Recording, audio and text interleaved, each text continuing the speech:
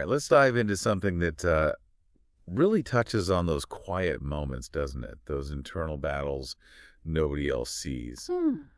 We're talking about self-discipline today, but maybe not in the way you usually think about it, not as some cold, rigid set of rules. Right, more like a personal journey. Yeah. A transformation, really. A path you kind of choose one step at a time. Exactly. And we're drawing insights from these really compelling excerpts simply titled Self-Discipline. Yeah, and they're not like academic papers or anything. It's a story, one person's experience, which gives us this intimate sort of roadmap, through the inner workings of change. And the person we'll be following, her name's Maya. She's a young university student, and her life feels pretty ordinary. No special advantages, no clear vision board pointing to the future, just life. But within that ordinary life, she's right on the cusp, isn't she? Yeah. Of discovering this incredibly powerful force. That's the idea. So our mission in this deep dive, it's really to walk alongside Maya through this material, pull out the most important bits, those nuggets of knowledge from her experiences, and really try to understand what this forced self-discipline truly is. How it shapes a life. Yeah. And maybe find some surprising facts, some shifts in perspective along the way. Yeah, things that you might find useful, things you could potentially apply to your own path. Okay, so where does it all begin for Maya? The source material lays it out pretty clearly. It starts where a lot of these journeys stumble. The alarm clock. Battle against the alarm clock, yeah. The infamous alarm clock war. It's what, 5.45 or 6000 a.m., that quiet, dark time. Oh. The alarm goes off and every single part of you just wants to burrow back into the warmth. Right? It's so relatable. And for Maya, it's not like she has some crucial meeting. She's just decided, again, that this time she's going to wake up early, go for a run, read, eat better, all that stuff. But there she is, caught in that classic conflict. Oh. The massive pull of comfort versus that quieter voice pushing for progress. That little whisper. Yeah. And what's fascinating, what this story highlights right from the start, is that the first victory in self-discipline isn't, conquering some huge challenge. Nope. It's conquering the moment. The win isn't running 5 miles. It's just sitting up. Just sitting up. That's it. The Yeah. first win of the day. The source really hammers home how incredibly hard these small battles actually are. It takes real strength, doesn't it, to fight your own habits, the comfortable ones. Absolutely. Just a few months before, Maya was, as the text puts it, the queen of comfort. Right. Binge watching shows, endless social media scrolling, Hours gone. late night junk food, and always that promise of, I'll start tomorrow. We've all been there. Mm-hmm. But the material points to this quiet turning point for her. No big drama. No lightning bolt. Just standing in front of the mirror one evening, feeling completely fed up with lying to herself. Yeah. It wasn't hate for her life, just this feeling of being less than she knew she could be, and the realization hits, I can do more. But man, it's going to take work. And crucially, the source describes this change not like a sudden storm, but more like a dripping faucet. Ooh, I like that. Yeah. One hard decision, then another layered on top. Waking early, then actually running, then reading something worthwhile. Choosing the salad over the pizza. Putting the phone away. Writing down goals, actually keeping those tiny promises she made to herself. It's a process, isn't it? Built on these consistent, deliberate choices, even when everything inside is screaming no. And the story is honest about it. She failed. A lot. Oh, yeah? She hit snooze, skipped workouts, gave in to the cravings. But the key difference this time, the real nugget here, she kept coming back. That's it. A stumble didn't mean the journey was over. She just got back up. And that's the definition of self-discipline emerging right there in the narrative. Consistency. Showing up when you absolutely, positively do not feel like it. Doing the right thing. Not when it's easy or when people are cheering you on, but when nobody's watching. Mm-hmm. Building strength in silence.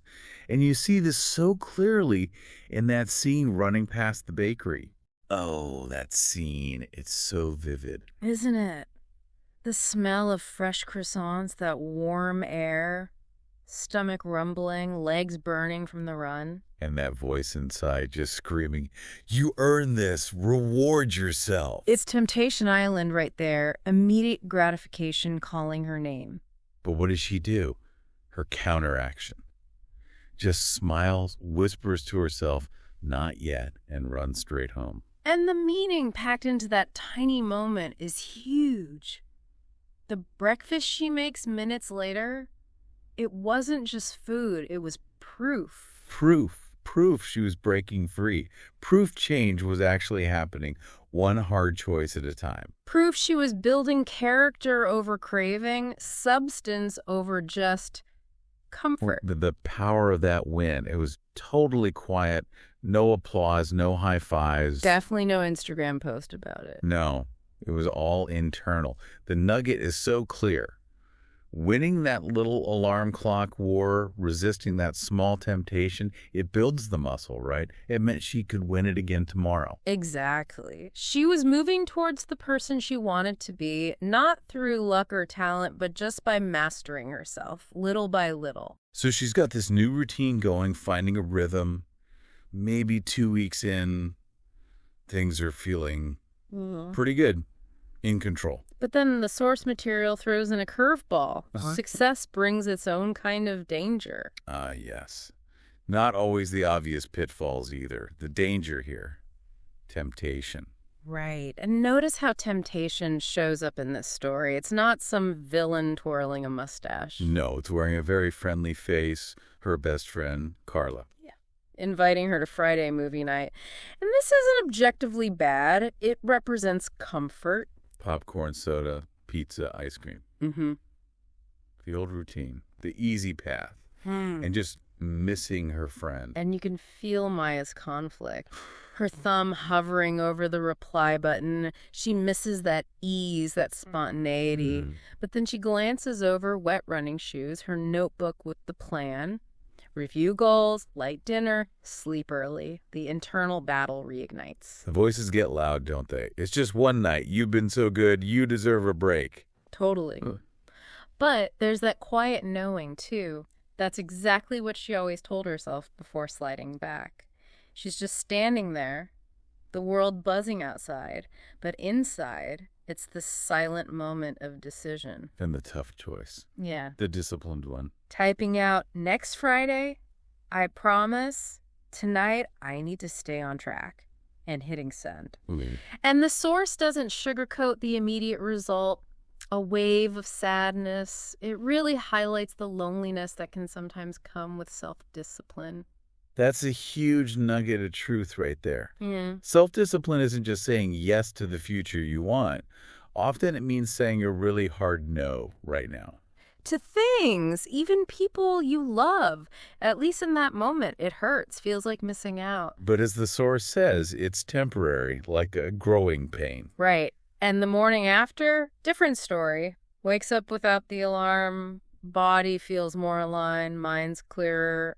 The sadness, it's weaker. And then Carla's reply later. It's kind of fun. Yeah, I'm proud of you also. I fell asleep. Your boring life is rubbing off on me.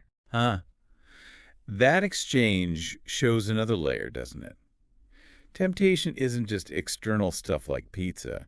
It's internal, too. Old routines, comfort zones, the part of you that wants to stay the same. And sometimes your quiet choices, even if they feel boring to you, can actually ripple outwards in unexpected ways. Exactly. So the story then throws another classic test at her. Procrastination. The old enemy. Huge assignment, due in 48 hours. She has a plan. She's ready to start. But the phone buzzes. Just one peek. Funny memes, endless videos, and bam, an hour gone. just like that. She catches herself staring at the screen. Mm. That feeling, chest tightens. She recognizes it. The silent thief. Yeah, this isn't just killing time. It's stealing from her future, just like the old habits did. So what does she do? The action she takes is simple, but it's powerful because it's so decisive. Closes her eyes, takes a deep breath, puts the phone on airplane mode, Throws it across the room onto the bed. and opens a blank document. No drama, just a firm boundary drawn. And the result. She finishes half the assignment that afternoon. Mm-hmm. The feeling wasn't, like, ecstatic. No, just good. That quiet, deep satisfaction you get from doing the hard thing you know you needed to do. And this ties right into that quote the source uses. Discipline is choosing between what you want now and what you want most. Absolutely. And what Maya wanted most wasn't the quick dopamine hit from scrolling. It was freedom. Freedom from bad habits, from regret, from chaos. Freedom from feeling out of control of her time and energy. And the source is clear that freedom costs something. Sacrifice. Day by day, choice by choice, she was paying that price, building that inner strength. Yeah. And, yeah, temptation still knocked. But she wasn't opening the door blindly anymore. She could hear it, acknowledge it, maybe even smile and just walk away. Because she was starting to see self-discipline not as punishment, but as the only real path to becoming who she truly wanted to be. So, okay, she's built routines, she's navigated temptation, made some tough calls, externally waking early, eating well, studying. She seems like she's nailing it. Right. But then the narrative throws in a different kind of challenge. The source calls it the first mirror moment. She's exhausted, but it's not physical exhaustion. It's hollowness inside. This is really interesting. Nearly a month in, routine's solid, choices are healthy, grades are even improving. Seems great on paper. Totally. Yet she's sitting in the library with her perfect planner goals, deadlines, habit trackers, and this huge question just lands on her. Why am I doing all this? Oof. She'd been so focused on the how to execute the plan, how to stick to the schedule. That she'd lost touch with the why, the original motivation. It felt faint, dim. And when she looks in the mirror that night, she sees it reflected back. Tired eyes, doubt, feeling like a ghost. Disciplined, yeah, but empty, and that little whisper starts up again, but this time it's doubt. What if none of this is enough? It's a critical point the source uncovers. All her efforts were internal, quiet. No external applause, no validation. Right, so the doubt feels louder in that silence. Her journal entry from that time really captures it. What if I'm just fooling myself? Building routines without passion. I'm so tired of pretending. Maybe I'm not as strong as I thought. It's raw. But then this unexpected memory bubbles up. Falling off her bike as a kid. Scraped knees, wanting to quit. But her parents encouraging her and getting back on the next day. She rode through the fear back then. And that memory sparks a new understanding, doesn't it? The nugget here is huge.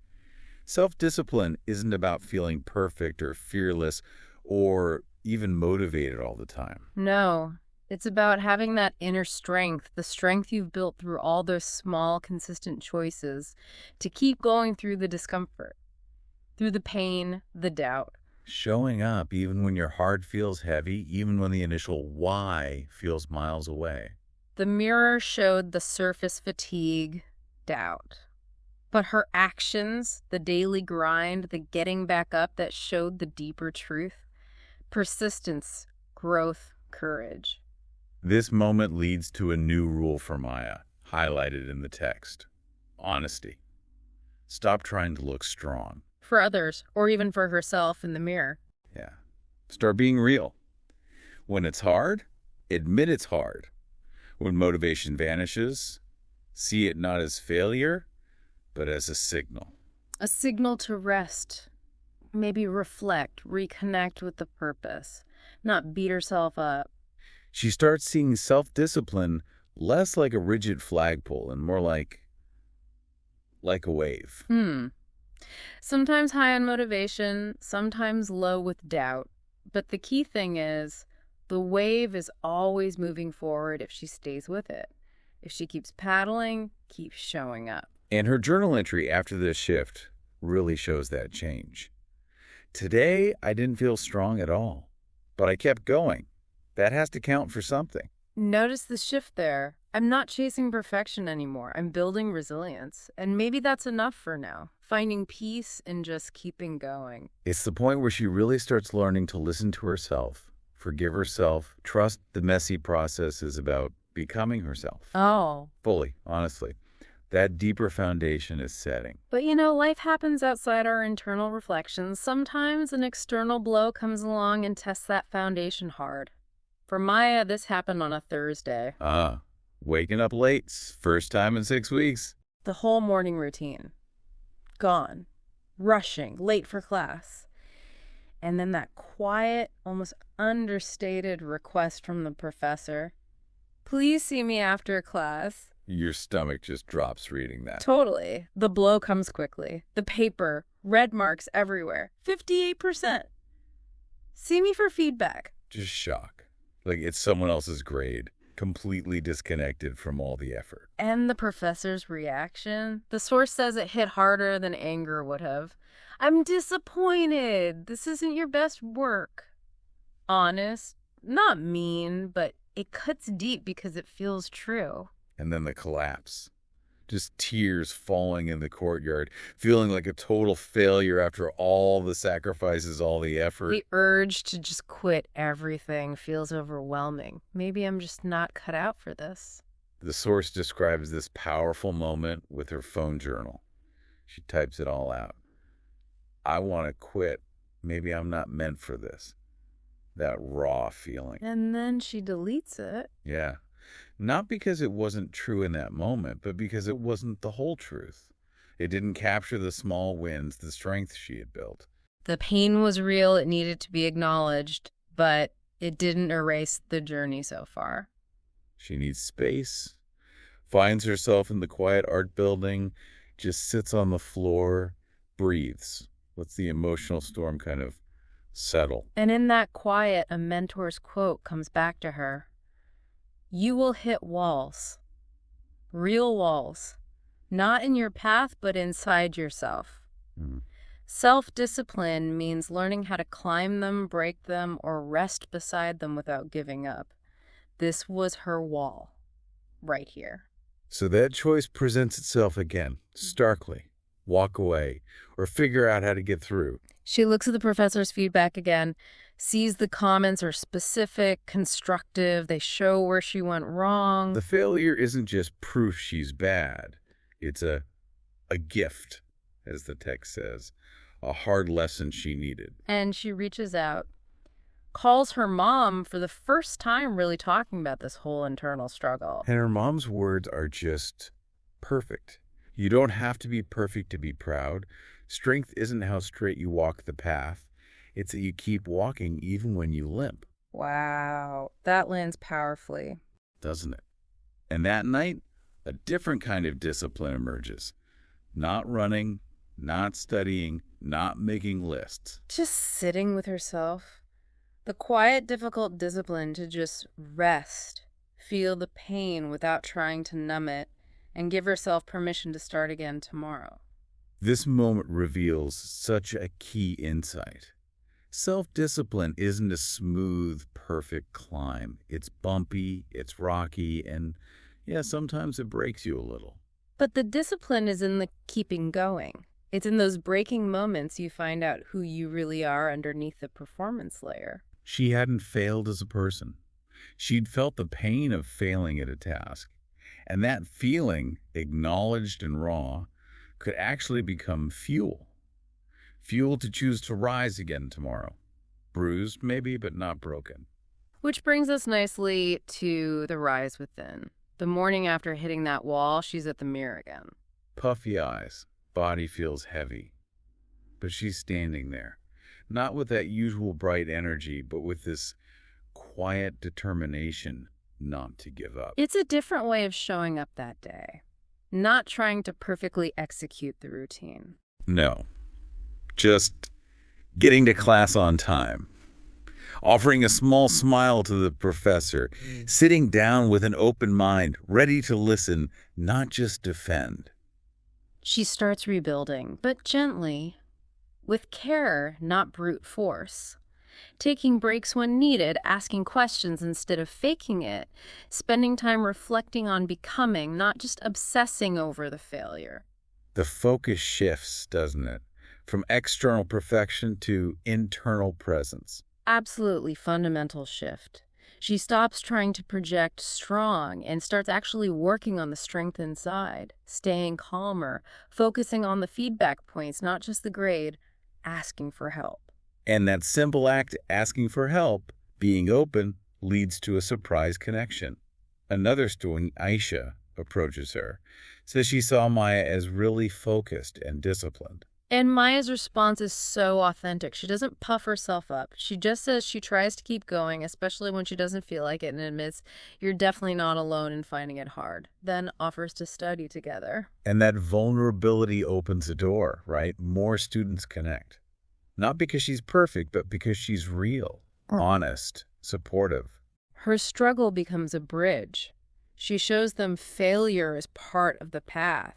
It's this quiet, humble leadership emerging, not from being the best, but from being grounded in her own experience. Her habits come back, but they feel different, transformed. The runs are slower, more peaceful. Journaling is deeper, more real. Reading is about understanding, not just quantity. Facing the tough feelings instead of burying them. A new kind of strength grows. Not the never cry kind, but the kind that lets you cry and still show up. Feel the pain and still move forward. Her grades improve, sure, but the real confidence boost is in who she's becoming, her character, not just her accomplishments. She even finds her voice more. Speaks up in class, challenges an idea respectfully. The professor reacts positively. She feels like she belongs, not like an imposter. The power she finds came directly from weathering that internal storm. It wasn't forced blooming. It was cultivating the inner soil so growth could happen naturally, quietly, steadily, one choice at a time. That whisper, "I'm not done yet," became her quiet power. She really rose from within. And this quiet internal shift leads to another key moment, the second mirror moment. Real growth, as the source says, isn't always loud. It's like a seed underground. You only notice later. But the difference is there. In her voice, her pace, her presence, the steadiness in her eyes. It's the end of the semester. She's back in the library, submitting the final essay for that same class where she'd failed the paper. But this time, no fear about the grade. Not because she's sure she aced it, but because she knows she gave it everything. Her time, her truth, her heart. Walking out, she catches her reflection in the glass doors, pauses, sees herself standing tall, calm, eyes steady. Not perfect, not polished, but just profoundly present, alive. And bam, the realization hits. Her old idea of self-discipline, restriction, cold control, forcing herself. But the woman in the glass, she looks liberated. That's the revolutionary nugget for her. Self-discipline wasn't about denying who she was. It was the conscious choice to honor and build who she could become. Not force, but intentional cultivation. Every single act, getting up after failing, choosing reflection, overreaction, listening to her own needs, it wasn't just habit building. It was building something deeper. Trust. Trust in herself. Not because she'll never fall, but because she knows now she can get back up. When the grade comes back 92%, with a note, "Excellent progress. Mature thought. Keep going." She smiles. Not just at the number, she agrees with the feedback on a life level. Remembering feeling broken, so close to quitting, and now standing here, stronger, wiser, more grounded. She takes a walk by the river, just for herself. No agenda. Thinks about everyone who asked, "How are you so disciplined?" She wishes she could tell them the whole messy story. Yeah. It wasn't easy, full of doubt, failure, tears, almost giving up. But those moments, that was the middle, and the story grows in the middle. Her final journal entry for this semester just nails it. Self-discipline is not the absence of weakness.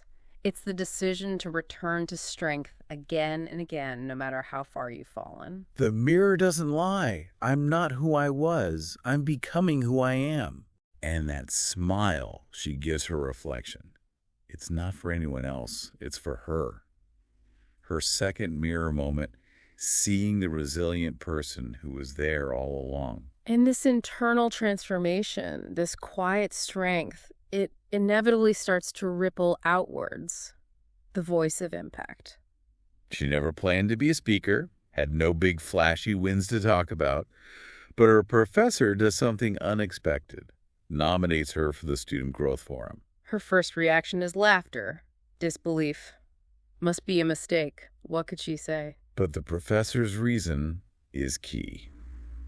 He saw more genuine growth in her than anyone else that semester. His advice, just be real. That's what people need. But she says yes. Stands at the podium, heart pounding, voice shaky at first. But she looks out, sees relatable faces. Her message isn't some polished how-to. She starts by admitting her old, wrong idea of discipline, being hard on herself, pushing, forcing. And then shares the big lesson. Discipline isn't about force, it's about faith.